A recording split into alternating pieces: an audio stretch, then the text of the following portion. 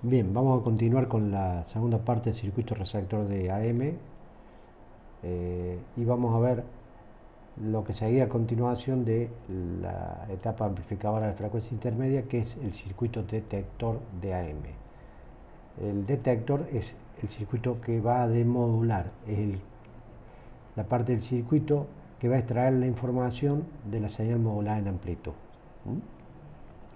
separando esta señal de información de la señal portadora, que en este caso la portadora ya no es la frecuencia original de la radio, sino que es 455 kHz.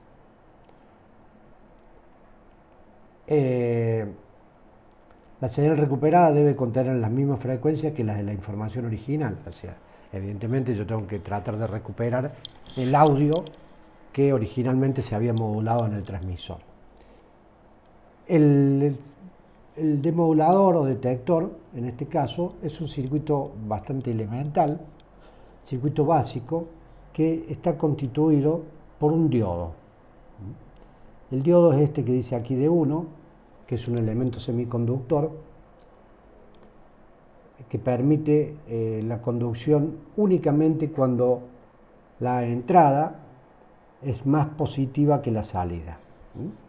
Es un fenómeno muy particular. El diodo es un elemento semiconductor, repito, que conduce solamente cuando la entrada es más positiva que la salida. Por lo tanto, si vemos el dibujo de la derecha de la señal modulada, sería esta, solamente la entrada va a ser más positiva que la salida cuando la señal esté del 0 para arriba. O sea, toda esta parte, la entrada va a ser menos positiva o negativa que la salida. Entonces solamente el diodo va a dejar pasar los picos superiores, va a dejar pasar estas pequeñas picos de señal que tenemos acá. Eso es lo único que va a permitir pasar el diodo. La parte inferior de la señal la va a anular por completo.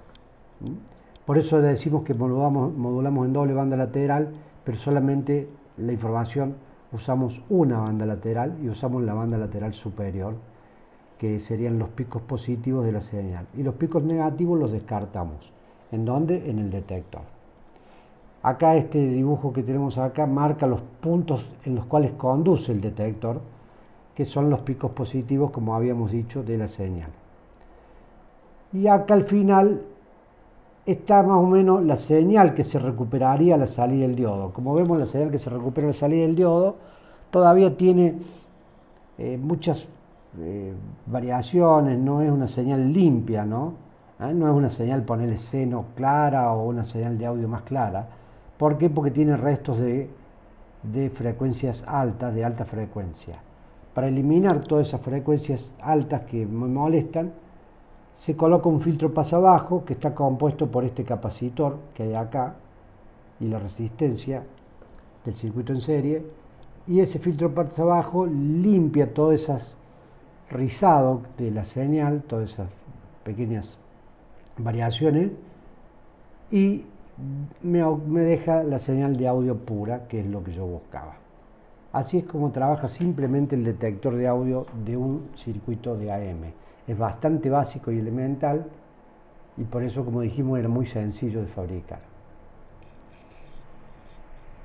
Bien, ahora vamos a ver otro elemento, otra parte del circuito de los receptores de AM, que también se da en receptores de FM en la mayoría de los receptores, que es el control automático de ganancia.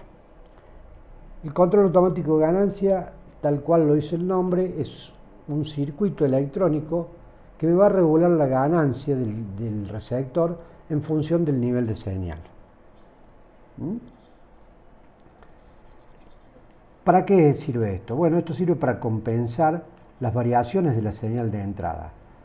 Ya sabemos que podemos tener señales fuertes y señales débiles, o a la vez, mientras vamos viajando o alejándonos o acercándonos a una fuente, puede ser que la señal desde ya va a variar de fuerte a débil o de débil a fuerte, según sea el caso. Entonces, para que esto no se note en la salida del circuito, o no sea muy notable, lo que se hace es colocar un sistema que va a medir la ganancia en un punto y en función de eso va a determinar, va a medir el nivel de señal en un punto y en función de eso va a determinar si la ganancia está por arriba o por debajo de lo que debería ser. En este caso, hay más de un sistema para hacer el control automático de ganancia. Todo se basa en medir la señal y después actuar sobre la ganancia. Pero bueno, según cómo estén ubicados, vienen las variaciones. Por ejemplo, el control automático de ganancia simple, que es como muestra la figura, de un receptor superheteroíno, la señal la toma ¿en dónde? En el detector de audio. Ahí ve el nivel de señal. Dice, la señal es fuerte, es buena. Listo. Si ve que es muy fuerte, le ordena a los amplificadores, por medio de la realimentación, esto sería una realimentación, le ordena a los amplificadores bajar la ganancia. Si nota que la señal es muy débil, le ordena a los amplificadores aumentar la ganancia. Simplemente esa es la función que tiene. Mide la señal, por supuesto que eso está ajustado para decir si una señal es fuerte o débil, tiene un ajuste, tiene un nivel óptimo. Si es superior al óptimo, le dice a los amplificadores bajar la ganancia. Si es inferior al óptimo, le dice a los amplificadores aumenten la ganancia. Si es óptimo, queda todo como está. Es bastante sencillo, se hace con circuitos electrónicos, no hay una intervención humana, se ajusta en fábrica.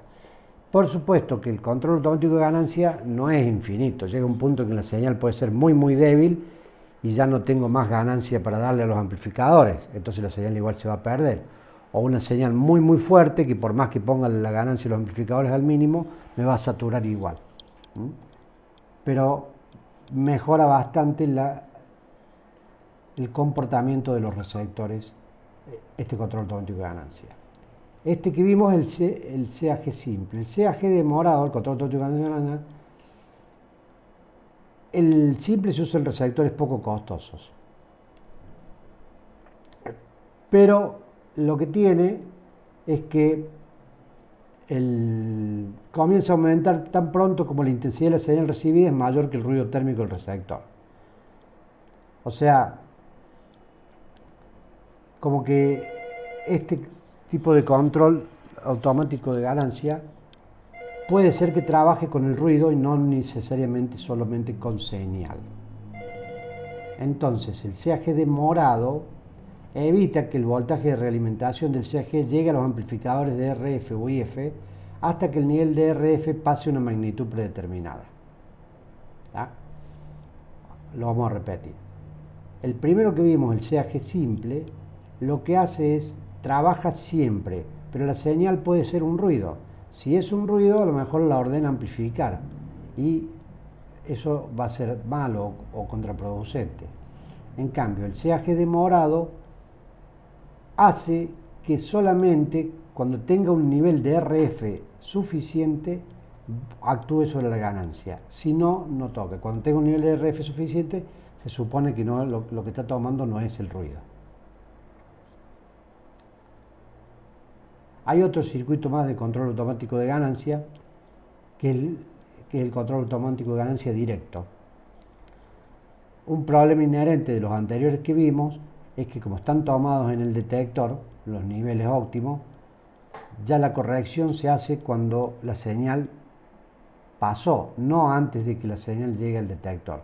Quiere decir que si nunca llegó la señal al detector porque la ganancia es muy baja, nunca voy a aumentar la ganancia y poder captar una señal. En cambio, en el CAG directo, lo que se hace es la señal se vigila en la entrada del receptor y no en la salida. Ya directamente en el amplificador de RF tengo un detector de nivel y ese detector de nivel actúa con un voltaje de corrección sobre los amplificadores de FI. Entonces,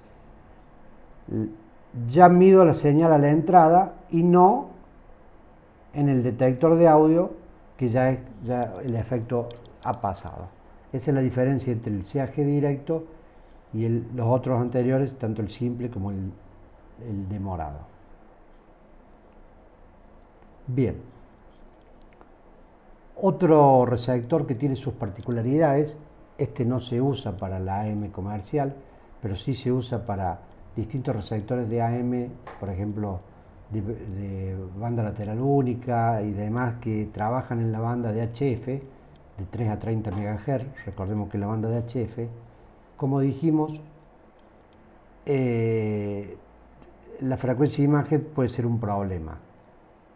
Como la frecuencia de imagen está separada dos veces la frecuencia intermedia de la señal que yo quiero tomar, resulta que con 455 kHz, cuando trabajo con 10, 15, 20 MHz, es muy bajo el nivel de separación.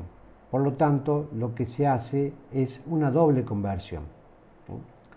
Se usan dos frecuencias intermedias para demodular una señal.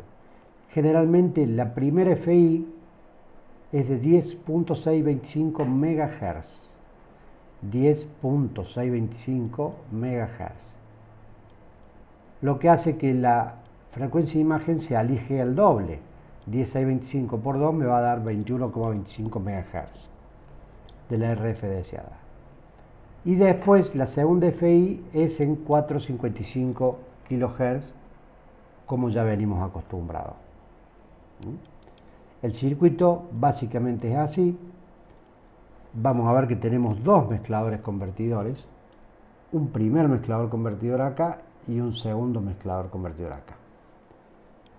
El primer mezclador convertidor trabaja tal cual el receptor superheteroidino, pero el oscilador oscila 10.625 MHz por arriba de la señal que haya captado.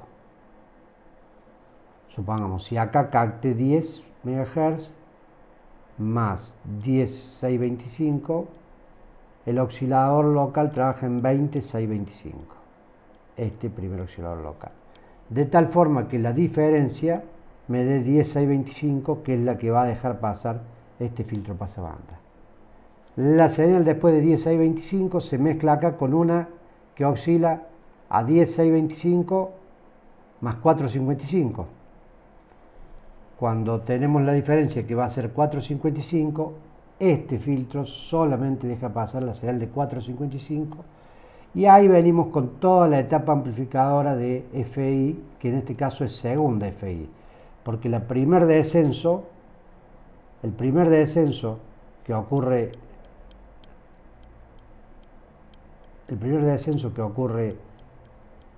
en la sintonía en banda, que ocurre acá, se llama primera FI, y el segundo descenso a 4.55 se denomina segunda frecuencia intermedia. Después, como vemos, tenemos el detector clásico y tradicional de un circuito de amplitud modulada, el amplificador de audio y la salida al parlante. Vamos a ver que todos los receptores de FM son de doble conversión, por un tema de la elevada frecuencia de las señales que vamos a recibir. Bueno, con esto ha sido toda la presentación de receptores de AM. Que tengan un buen día.